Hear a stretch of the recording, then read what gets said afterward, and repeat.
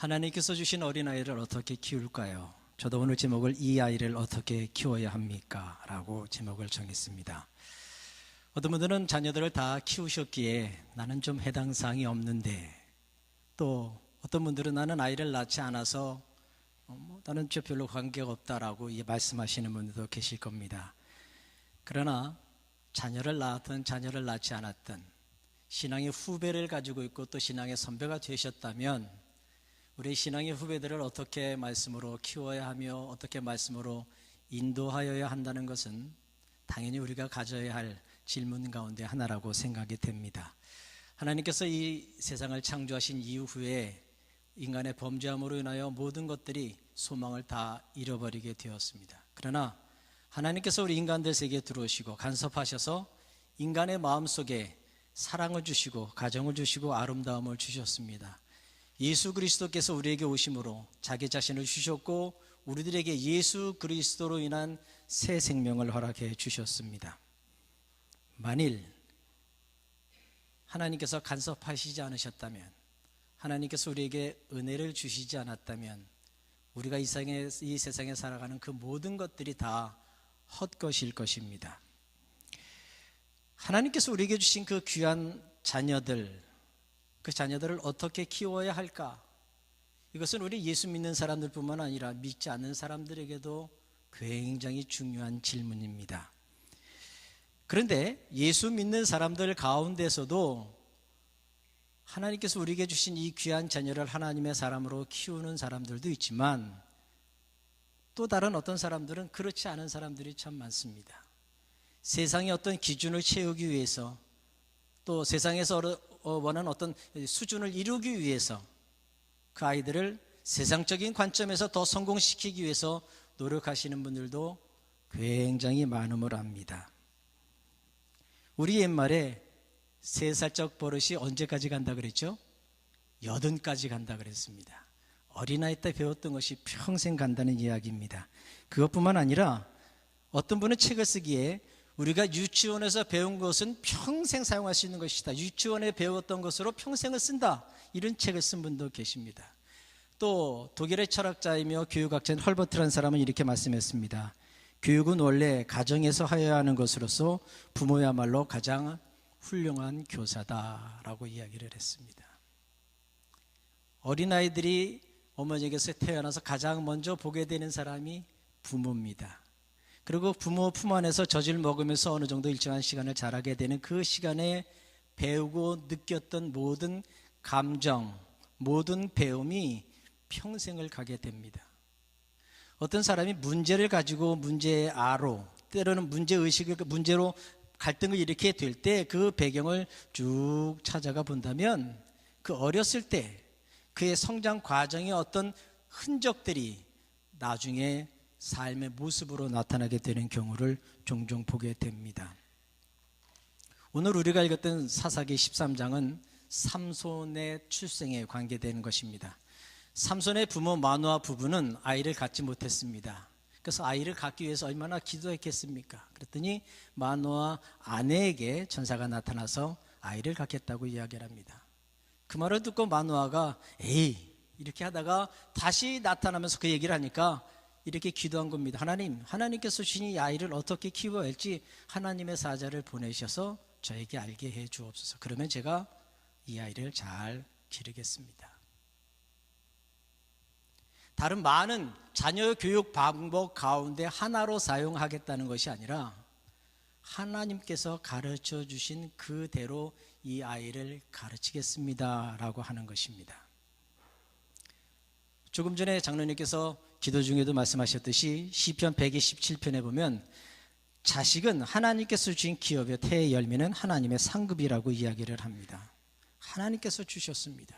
그래서 유대인들도 그 아이들을 키우기 위해서 손목에 또 미간에 붙이고 집에 들어갈 때마다 매추자라는 것을 붙여놔서 그곳에 하나님의 말씀을 놓고 그곳으로 하나님과 어떤 관계를 가지고 있는가를 매일 매 순간 느끼게 해 주었던 것입니다. 그런데 이 아이를 어떻게 키워야 할까라는 질문보다 먼저 해야 할 것이 있습니다.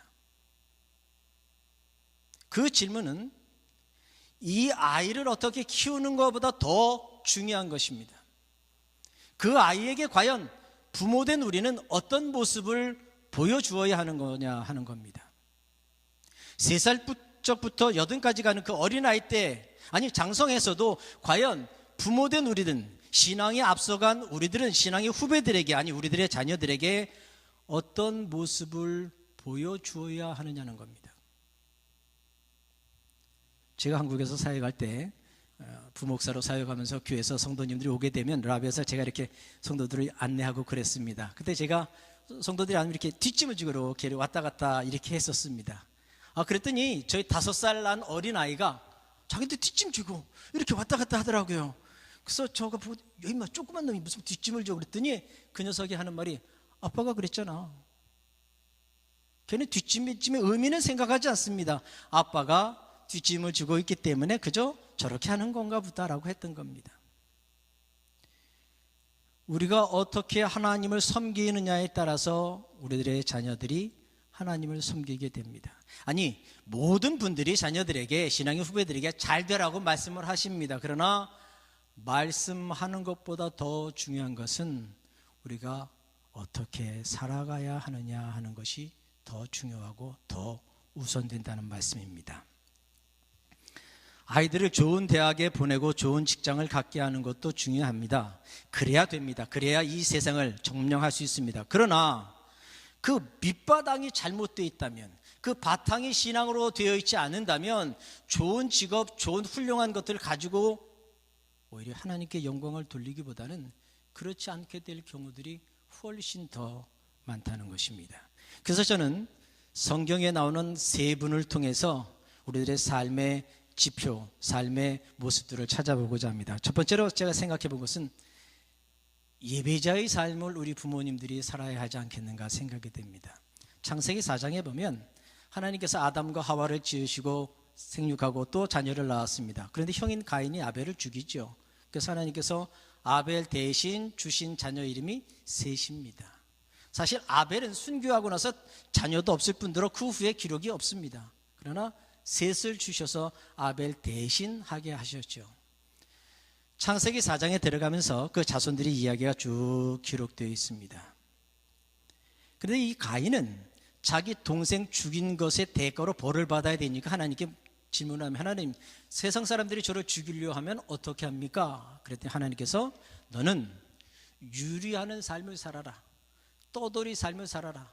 어디 고종에서 살지 말고, 땅에 기초하지 말고 하나님께서 주시는 대로 유리하는 삶을 살아라 라고 말씀하셨습니다. 그렇게 될 때 너를 보호해주고 지켜주겠다고 말씀하셨습니다.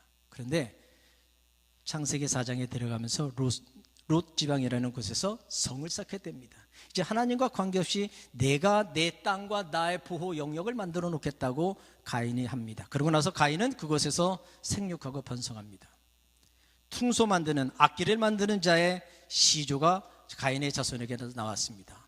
공구를 만드는 사람들도 나왔습니다. 목축하는 사람들도 나왔습니다.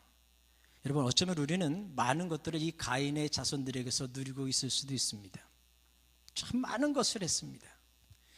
쭉 창세기 4장에서 가인의 자손들이 했던 일들을 많이 기록합니다. 그리고 저 뒤에 가서 2절, 이 셋 계열의 자녀들의 이야기가 기록되어 있습니다. 제가 읽겠습니다. 셋도 아들을 낳고 그 이름을 에노스라 하였으며 그때 사람들이 비로소 여호와의 이름을 불렀더라. 그렇게만 기록되어 있습니다. 가인의 자손들은 많이 기록했고 셋의 자녀들은 짤막하게 그때 사람들이 여호와의 이름을 불렀더라. 끝. 우리 개인적인 생각은 셋의 자녀들이 그 많은 일을 했고 가인은 그저 벌 받았고 그랬으면 참 좋겠는데 오히려 반대라는 이야기입니다. 그렇다면 왜 성경에 가인의 계열의 사람들은 많고 셋 계열의 사람은 짧게 기록했으며 그 기록한 내용조차 어떤 업적이 아니라 그저 여호와의 이름을 불렀더라고 마침표를 찍었을까 하는 겁니다. 특별히 에노스라고 하는 이 이름의 뜻은 연약하다라는 뜻입니다. 죽을 수밖에 없는 존재라는 뜻입니다. 부모님들이 자녀들의 이름을 지을 때 좋은 이름을 짓지 않습니까? 신앙이 본받을 만한 미국 이름을 짓고 또 때로는 한국 사람들이 한국 이름을 질 때 목숨 숫자가 들어가는 것도 좋아하고 복자도 들어가는 것도 좋아하고 의미상으로 여덟 쭉 이런 의미로 좋아하는데 왜 셋은 자기 아이를 이름을 지을 때 연약한 존재라고 지었을까요? 그리고 그 사람들이 살 때 여호와의 이름을 불렀다라는 그 짤막한 기사가 그곳에서 끝났을까요? 우리는 이곳에서 귀중한 것을 발견할 수 있습니다. 하나님께서 보시는 것이 과연 어떤 것인가를 우리는 알아야 합니다. 많은 업적을 남겼습니다. 귀한 일들도 했습니다. 그들을 통하여 우리가 지금까지 많은 혜택을 보고 있습니다. 그러나 하나님께서 보실 때 더 중요하게 여기는 것은 셋을 통한 여호와의 이름을 불렀더라라는 그것을 더 귀히 여기신다는 것입니다. 그 시대 사람들은, 셋 중심의 사람들은 그때 하나님께 공식적으로 예배를 드렸더라라는 의미입니다. 하나님께 예배하는 삶. 어쩌면 그 예배하는 삶은 단지 교회에 나와서 예배하는 이것뿐만 아니라 하나님과 관계 맺는 삶을 살았다는 이야기입니다. 가인의 자손들이 그 아름다운 일들을 쭉 하고 뒤에는 라멕이라고 하는 사람이 나옵니다. 근데 이 라멕이라고 하는 사람은 살인을 예전하는 사람이 됩니다. 하나님의 말씀대로 살지 않고 성을 가지고 그 많은 업적을 남겼지만 그 자녀의 뒤에는 살인하는 자가 나왔습니다. 그 뒤에 기록하지만 셋의 자녀에게서는 노아가 나오고 또 나오고 또 나오고. 하나님께서 우리들을 보실 땐 우리가 얼마나 많은 일을 했는가 하는 doing의 모습을 보시는 것이 아니라 하나님께서 우리들을 보시는 것은 너는 어떤 존재인가, 너와 나는 어떤 존재이냐, being을 보신다는 것입니다. 우리들의 삶의 초점이 바로 여기에 맞춰져야 한다고 생각합니다. 우리는 하나님과 어떤 관계를 맺고 살고 있습니까? 그 예배가 주일만의 예배가 아니라 우리들의 매 순간 삶의 모든 상황 속에서 하나님과 관계 맺는 삶을 살아야 한다는 것입니다. 저는 종종 저희 교회 교인들 아닌 다른 사람들과 상담을 하게 됩니다. 상담을 할 때 보면 교회 잘 다니시고 교회 권사님이고 하는 분들이 종종 이런 상담을 합니다. 제가 교회에서 이렇게 많이 봉사를 했습니다. 교회 헌금도 참 많이 했고요. 내 교회 다닐 때 교회를 이렇게 이전한다는데 헌금도 많이 했습니다. 그런데 왜 제 아이는 이렇죠? 제 아이는 이렇게 삐뚤어 나가죠? 이런 질문을 합니다. 하나님을 위해서 그렇게 봉사했고 그렇게 열심히 헌신했으면 그 자녀들이 잘 돼야 하는 것 당연합니다. 아니, 그렇게 해주시는 것이 하나님께서 원하시는 것일 겁니다. 그런데 그 이분의 이야기를 쭉 들여다보면 교회에서 너무나 많은 시간을 보냈기 때문에 그 가정에서 마땅히 가져야 할 그 아름다운 삶의 영역들을 누리지 못했습니다. 주일날은 충성하고 봉사했지만 나머지 6일 동안은 이 많은 것들을 봉사하고 헌금한 대가로 많은 일을 하고 집에 와서는 그냥 바쁘다 보니까 너무 피곤하다 보니까 하나님과 관계없이 그저 쉬고 자고 먹고 그냥 다투고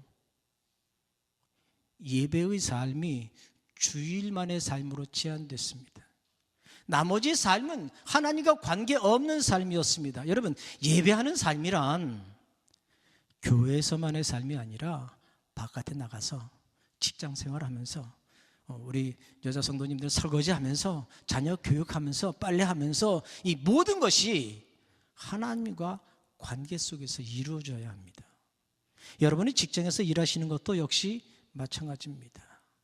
똑같은 일을 하더라도 하나님과 관계없이 하는 사람은 그저 돈 벌기 위해서 그저 할 수 없어서 하게 되지만 하나님과 관계 맺고 예배하는 자의 삶을 산다면 그 순간순간을 하나님이 기쁘시게 하는 일로 만들어갈 수 있다는 것입니다. 그래서 어떤 분은 말하기를 진정한 예배는 축도 끝난 다음에 시작된다 이렇게 얘기를 했습니다. 여러분 기억하시길 바랍니다. 교회 안에 모여있는 우리들의 삶은 다 잘 압니다. 그러나 가정에서 어떤 삶을 살아가는가는 우리는 잘 모릅니다. 그러나 가족들은 잘 압니다. 저는 어떤 아이가 이런 글을 썼습니다. 우리 아빠는 교회에서만 살았으면 참 좋겠어요. 그래서 신앙이 참 좋은 줄 알았습니다. 그런데 우리 아빠는 교회에서는 천사예요. 그런데 가정에 오면 마귀입니다. 마귀랍니다. 그런 자녀가 자기 아버지를 어떻게 보겠습니까? 그런 아버지를 보고 자란 아이는 어떻게 성장하겠습니까? 우리들의 삶 속에 진정한 예배자의 모습으로 살아가지 않는다면 교회 와서 열심히 봉사한 모든 것들이 과연 자녀들에게 어떠한 영향을 주고 또 그들의 삶의 성장에 무엇이 되겠습니까? 우리의 삶 속에 진정한 예배자의 모습이 되시기를 바랍니다. 우리들 믿음의 선배 가운데 히스기야라는 분이 계십니다. 히스기야, 유다의 왕이었습니다. 그는 하나님 보시기에 참 아름다운 왕이었습니다. 몸에 병이 들어 죽게 되어 기도했더니 15년이나 생명이 연장됐지 않습니까? 히스기야 후에 왕이 된 사람이 므낫세입니다. 므낫세는 12살에 왕이 됐습니다. 그렇다면 언제 왕이 된 사람입니까? 언제 태어난 사람이 므낫세입니까? 그 15년 중에 자녀가 없다가 그 기도로 연장된 중에 태어난 아이가 므낫세입니다. 여러분 생각해 보시오. 얼마나 귀엽겠습니까? 얼마나 사랑스럽겠습니까? 얼마나 잘 키우고 싶었겠습니까? 그런데 열왕기하 21장 13절에 보면 므낫세가 다스리던 그 시대 때문에 유다가 멸망하게 됩니다. 끔찍하지 않습니까? 아버지는 히스기야인데 아들 때문에 유다가 멸망하게 되었다고 성경은 이렇게 표현합니다. 그릇을 깨끗이 씻어서 콱 뒤집어 엎겠다는 것입니다. 얼마나 무섭습니까? 저는 성경에서 많은 것들을 기록하지는 않았지만 저는 히스기야한테 꼭 물어보고 싶은 게 있습니다. 자식 교육 어떻게 했습니까? 뭐 했길래? 물론 므낫세 바로 그 시대에 유다 나라가 멸망하지 않습니다. 뒤에 멸망할 좀 더 뒤에 가서 멸망하지만 그 멸망의 이유를 므낫세 때문이라고 성경은 분명히 밝히고 있습니다. 15년 동안이나 생명 연장 받았는데 도대체 자식 교육 어떻게 했길래 그 아들 때문에 멸망하게 됩니까? 묻고 싶습니다.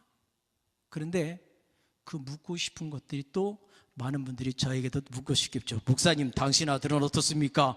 그렇기 때문에 날마다 주의하며 살고 있습니다. 어른들은, 부모님들은 열심히 하나님의 말씀대로 살았는데 자녀들이 그렇지 않다면 그 부모님들이 말씀하시는 그 말씀들이, 삶들이 어떤 영향을 줄까? 여러분, 예배의 성공자가 되시기를 바랍니다. 주일만 성공하시지 마시고 가정에서도 또 우리들 살아가는 삶의 모든 상황 속에서도 예배 성공자 되시기를 바랍니다. 두 번째 사람은 이 예배자의 삶의 모습을 구체적으로 살아간 사람입니다. 저는 아브라함을 또 생각해 보고 싶습니다. 하나님께서 아브라함을 자신의 친구라고 말씀을 하셨습니다. 그만큼 아브라함과 가까이 대하셨습니다. 그런데 여러분 성경 읽으셔서 아시겠지만 아브라함은 하나님을 많이 만나셨습니다. 이 아브라함의 삶은 아주 민감한, 하나님의 말씀에 민감한 삶을 살았습니다. 그저 스쳐 지나갈 수 있었음에도 불구하고 그 중에서 하나님의 말씀을 듣고 그 말씀을 믿고 그 말씀대로 순종한 사람이었습니다. 75세 때 형제들과 가족이 있는 하란을 떠나서 다시 가나안 땅으로 가게 됩니다. 가나안 땅에 들어서 제일 먼저 하는 것이 예배드리는 것이었습니다. 75세의 나이가 많고 이젠 가정을 주변을 떠나는 것이 아니라 가정으로 다 돌아가야 될 그 시기에 하나님의 말씀을 듣고 떠납니다. 히브리서에는 갈 바를 알지 못하고 어디로 가야 될지도 모르고 갔다고 기록하고 있습니다. 제가 미국에 올 때 제 손에는 뉴욕으로 가는 비행기 티켓이 있었고 그 길을 따라서 온 것입니다. 그런데 아브라함은 그것을 몰랐답니다. 그런데도 불구하고 출발할 수 있었던 것은 믿음이었다고 성경은 이야기를 합니다. 믿음이 있었기에 순종의 삶을 살 수 있었다고 성경은 말씀하고 있습니다. 하나님께서 가나안 땅으로 가라고 부르실 때, 또한 애굽에 내려갔을 때, 또 그 다음에 조카 롯을 떠나보낼 때, 조카 롯을 구하기 위해서 소돔과 고모라성에 내리는 그 재앙을 그곳에서 데리고 나올 때 순간순간 많은 순간을 아브라함과 만나셨습니다. 근데 아브라함은 그 순간마다 하나님께서 하시고자 하시는 일들을 그대로 믿었습니다. 그리고 믿은 것만큼 순종하게 되었습니다. 극적인 장면은 그 아들 이삭을 모리아산에서 제사 드리는 것 아닙니까? 100세의 아들을 주셨습니다. 그 아들이 10여 세에 성장을 했습니다. 그렇다면 아브라함의 나이도 110여 세 됐을 겁니다. 100세 때는 혹시 주셨을 수 있는데 110살, 120 이렇게 되면서 아유 하나님 이제는 안 되겠죠 라고 분명히 생각했을 수도 있습니다. 사라는 120세 조금 넘어서 죽었습니다. 그런데 하나님께서 이삭을 하나님께 제물로 드리라고 말하고 있습니다. 그런데 너희 집이 여기라면 조금 가서 그곳에서 제사를 드려라 하면 그 가는 거리가 얼마나 되지 않을 겁니다. 그런데 하나님께서는 3일 길을 걸어가서 모리아산에서 제사 드리라고 말합니다. 그 3일 길은 어떤 길이었을까요? 그 3일 길에 대해서 성경은 어떤 코멘트를 달지 않습니다만 여러분 생각해 보십시오. 아들을 죽이기 위해서 아들을 데리고 3일 길을 가야 됩니다. 이게 3일 길이겠습니까? 석 달이 될 수도 있고 어쩌면 3년이 될 수 있는 긴 길일 겁니다. 그러나 그 길을 가면서 하나님의 말씀을 믿고 따르기 위해서 아들을 죽이기 위해서 가는 그 아버지의 발걸음. 그런데 아버지 아브라함은 하나님을 믿었다고 성경 기록합니다. 주신 자도 하나님이시기 때문에 또 다시 이삭을 데려가신다면 또 주실 수 있을 것이라고 아브라함은 믿었다는 것입니다. 그리고 그 믿음을 가지고 3일을 걸어갔고 모리아산에서 아들을 죽이려 결박하고 칼을 들지 않습니까? 믿음은 순종이 나타나는 것입니다. 믿음은 믿음의 삶이 순종함으로 나타나야 하는 것입니다. 그저 믿습니다 믿습니다 해서 되는 것이 아니라는 것입니다.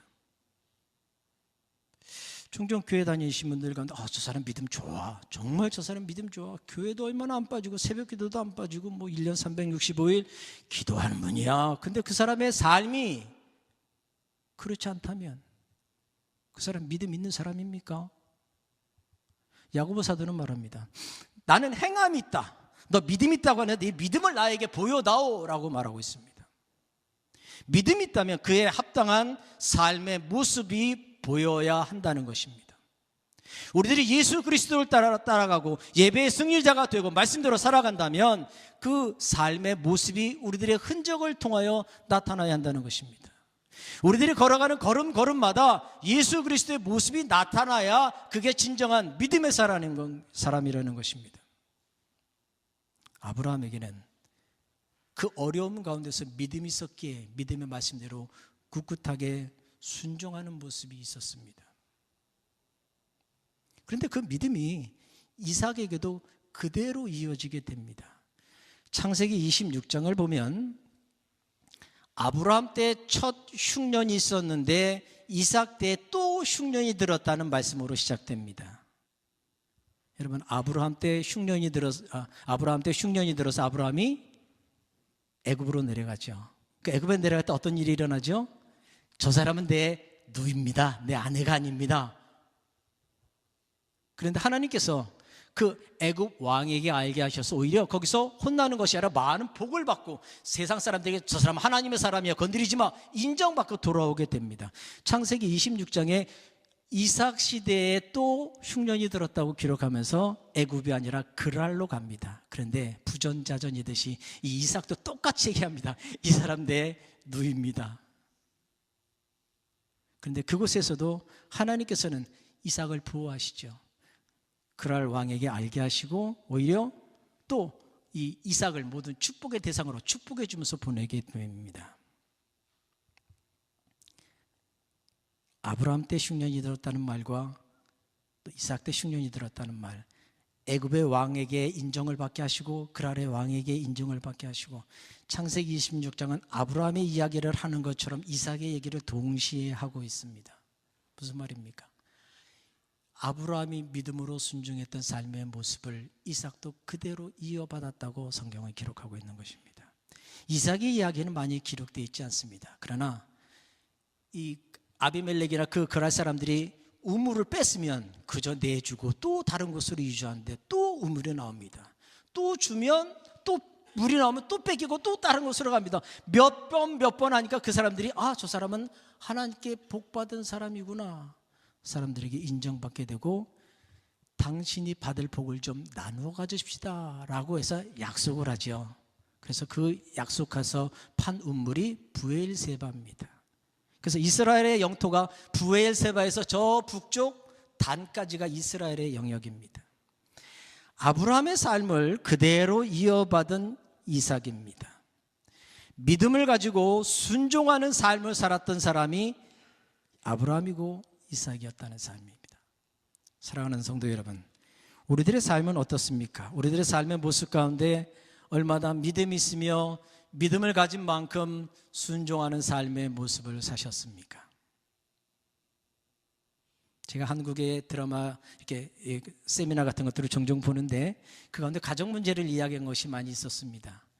한국의 그 아빠들, 남편들 직장 생활하다가 늦게 들어가잖아요. 그럼 아이들은 잠자기 때문에 아이들은 부모, 아버지 얼굴을 못 본답니다. 많은 부분들이. 그리고 아이들 잘 때 또 출근해야 되고, 그래서 아이들에게 있어서 아빠는 낯선 사람입니다. 그래서 세미나 이제 그곳에서 아빠를 어떻게 표현하냐면 바퀴벌레로 표현합니다. 바퀴벌레. 아빠는 자녀들에게 낯선 존재입니다. 열심히 돈 벌었습니다. 새벽부터 나가서 밤늦게 돌아왔습니다. 그렇게 해서 자녀들에게 투자했고 자녀들에게 가르쳤습니다. 그런데 자녀들이 성장해 보니까 아빠가 괴물입니다. 보지 못했는데, 대화도 안 했는데, 과연 우리는, 부모된 우리는 자녀들에게 무엇을 보여주어야 합니까? 그렇게 열심히 일해서 돈 버는 것보다 더 중요한 것이 있습니다. 믿음으로 살아가는 삶의 모습을 보여주어야 합니다. 그것보다 더 중요한 것이 없습니다. 그것이 우리가 사는 길이고 우리 자녀들이 살아가는 길이라는 것입니다. 신앙은 계승이 됩니다. 부모가 어떤 신앙을 가졌느냐에 따라서 그 자녀들도 그 신앙을 이어받습니다. 자녀들을 많이 낳아도 부모는 기도할 때 똑같이 다 축복받기를 원합니다. 어떤 아들 조금 받고 어떤 아들 많이 받고 그런 부모는 아마 없을 겁니다. 그런데 그 신앙을 누가 이어받습니까? 야곱에게 12아들이 있었습니다. 그 신앙을 누가 이어받습니까? 유다와 요셉이 이어받습니다. 심지어 어느 지파는 없어져 버립니다. 시므온 지파, 여러분 성경 쭉 보시다가 시므온 지파는 어느 시대에 쓱 없어지고 유다 지파 속에 쓱 들어가 버리고 맙니다. 어느 지파는 자기 마음대로 여기저기 가다가 없어졌습니다. 어떤 분은 그러더라고요. 한국이 단지파의 후예다.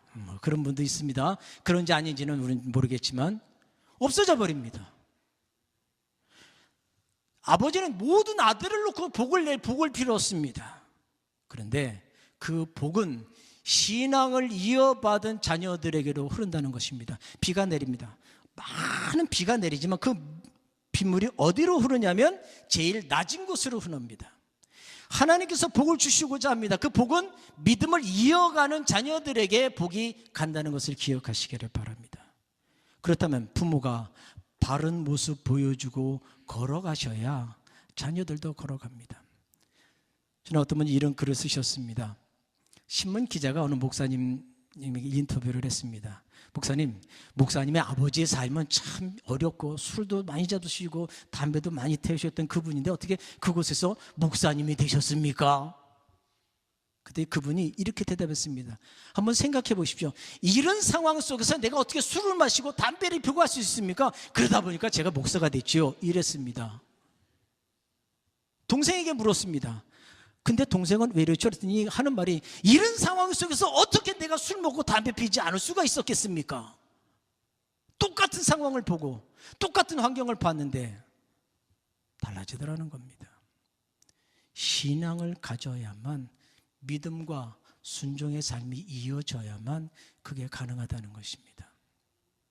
사랑하는 뉴아트 교회 여러분, 우리들의 삶에 그런 아름다운 모습이 있기를 바랍니다.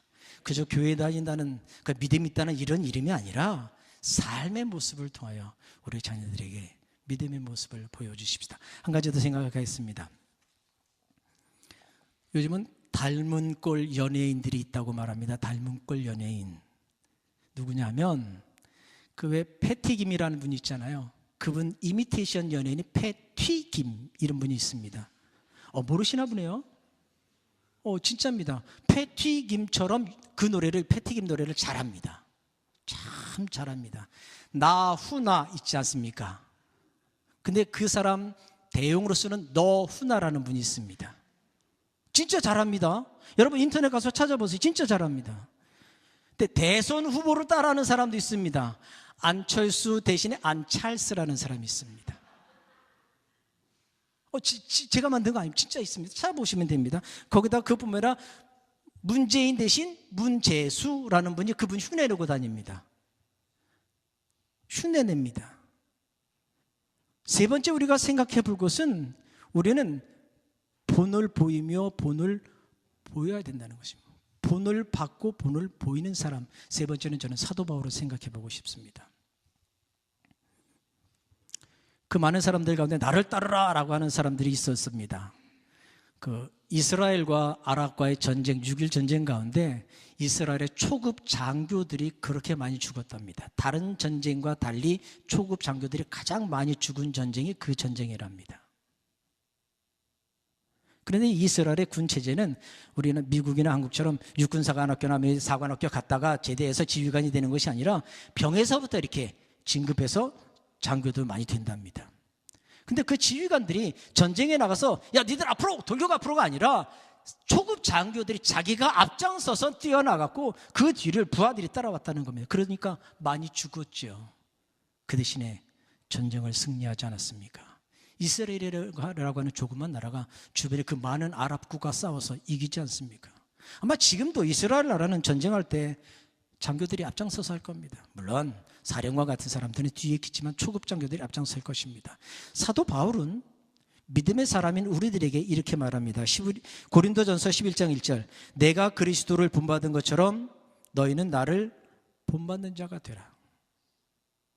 근데 이 고린도 교회에만 이렇게 말씀한 것이 아니라 빌립보 교회도 이렇게 말합니다. 형제들아 너희는 함께 나를 본받으라. 그리고 너희가 우리를 본받은 것처럼 그와 함께 행하는 자들을 눈여겨보라. 사도 바울이 대단한 사람입니다. 그러나 내가 대단하기 때문에 나를 본받으라고 이야기하는 것이 아니라 나도 예수 그리스도를 본받기 위해서 내 목표를 향하여 매일매일 나아가는데 함께 걸어가자는 것입니다. 내가 예수 그리스도를 본받은 것처럼 너희는 나와 함께 예수를 본받는 자가 되자고 말하는 것입니다. 사도 바울이 이 편지를 쓸 때 고린도 교회나 아니면 빌립보 교회를 쓸 때 이 편지를 받는 사람들은 예수님을 못 봤을 가능성이 훨씬 많습니다. 그러나 사도 바울은 예수님을 만났지 않습니까? 다메섹 도상에서 예수님을 만났습니다. 자기는 예수님을 압니다. 예수를 보지 못한 그들에게 예수님을 보여주고 있는 겁니다. 내가 예수 그리스도의 이런 모습이기 때문에 그 모습 닮아가는데 내 모습 속에 나타난 예수 그리스도를 너희들도 함께 본받자고 이야기를 합니다.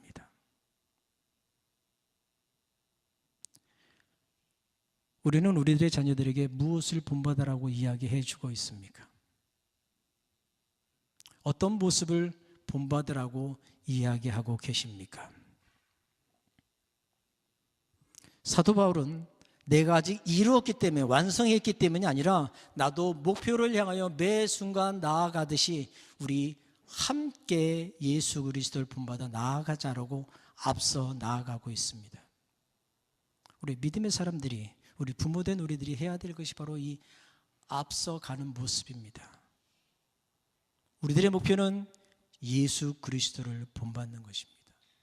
우리가 예수 그리스도 본받는 모습을 우리 자녀들이 꿋꿋하게 보며 우리도 함께 가게 될 것이고 먼 훗날은 우리보다 더 예수 그리스도 닮아가는 모습이 우리들의 자녀들에게 나타나야 하지 않겠습니까? 저는 저보다 저의 아이들이 훨씬 더 예수님 닮아가기를 원하고 있습니다. 제가 했던 것보다 더 크고 더 위대한 일들을 저희 자녀들이 하기를 원합니다. 여러분 모두 그렇지 않습니까? 목표를 정하셔야 합니다. 부모된 우리가 먼저 예수 그리스도 닮아가는 모습을 보여야 한다는 것입니다. 5월은 가정의 달입니다. 정말 행복한 가정들을 이루시기를 바랍니다. 사도 바울이 데살로니가 교회를 세 안식일 동안 말씀을 전했습니다. 세 안식일이라는 말은 길게는 20여일 이렇게밖에 말씀을 전하지 못했습니다. 그러다가 사도 바울이 데살로니가 사람들에게 쫓김을 받아서 죽이려고 하니까 도망가게 됩니다. 그런데 먼 훗날 데살로니가 교회를 보니까 정말 세 안식일 동안밖에 말씀을 전하지 못했는데도 참 말씀대로 살아갑니다. 얼마나 기분이 좋았겠습니까? 또 사도 바울이 그렇게 떠났듯이 데살로니가 교회들이 그렇게 어려움 가운데서도 복음을 듣고 그 말씀대로 살아가니 얼마나 또 가보고 싶었겠습니까? 그런데 성경은 사탄이 막았다고 이야기를 합니다. 그런데 사도 바울이 이 데살로니가 교인들을 얼마나 사랑했냐 하면 때로는 젖먹이는 엄마 유모처럼 저도 몸이 아니라 젖을 먹이는 그 엄마의 마음으로 때로는 아빠의 마음으로 그리고 내 생명을 너희를 위하여 주기까지 사랑했다고 이야기를 합니다. 데살로니가 교회를 향한 그 뜨거운 사랑이 사도 바울의 마음이었습니다. 아마 여기 계신 모든 분들의 마음이 그러리라 생각이 됩니다. 자신들을 위해서, 자식들을 위해서 어떻게 하면 더 주고 나는 못 먹더라도 나는 못 쓰더라도 너는 더 잘하라 이렇게 말할 겁니다. 그 가장 중요한 것이 믿음의 삶입니다. 사도 바울은 데살로니가 전서 2장 뒷부분에 이렇게 말합니다. 사도 바울이 하나님 앞에 갔습니다. 하나님이 사도 바울에게 묻습니다. 야, 너 세상에서 뭐 했느냐? 라고 이렇게 물으셨을 때 사도 바울이 대답합니다. 예, 내 기쁨과 내 자랑은 데살로니가 교인들입니다. 자, 보십시오. 그게 데살로니가 전서 2장의 마지막에 나오는 장면입니다. 여러분, 하나님께서 여러분들에게 물을 것입니다. 너는 뭐 했느냐라고 물으셨을 때 여러분은 어떤 대답을 하시겠습니까? 이런 업적을 남겼습니다. 나는 이것을 했습니다. 나는 그 큰 일도 했습니다. 그러나 하나님께서 더 중요하게 보시는 그것은 하나님과 어떤 관계를 누리는 그 관계가 계속해서 이어졌느냐 하는 것을 보십니다. 그것이 우리들의 몸으로 낳은 자녀뿐만 아니라 믿음으로 앞서간 분들은 믿음의 후배들이 여러분들의 믿음의 자녀가 될 것입니다. 어떤 분들은 난 예수 믿은 지 얼마 안 되기 때문에 그렇지만 그때부터라도 변화가 된다면 예수 믿는 자녀들은 믿지 않는 자녀들은 우리 아버지가 바뀌었어, 우리 부모님들이 바뀌었어, 그 원인을 찾게 될 것입니다. 어느 날 주님께서 우리에게 너 뭐 했느냐라고 물으실 때 네, 이렇게 했습니다. 저 때문에 예수 믿고 이렇게 믿음으로 사는 사람들이 이렇게 있고요. 그들이 예배의 성공자가 됐고요. 그들은 믿음이 있기 때문에 순종하는 삶을 살았고요. 그들이 저를 본받듯이 또 그 사람들이 또 다른 사람들에게 본을 보이며 그 본이 계속 이어지고 있습니다. 이런 아름다운 간증들이 우리 모두에게 있기를 바랍니다. 이런 아름다운 교회 또 아름다운 성도들 되시기를 주님의 이름으로 축원합니다. 기도하겠습니다.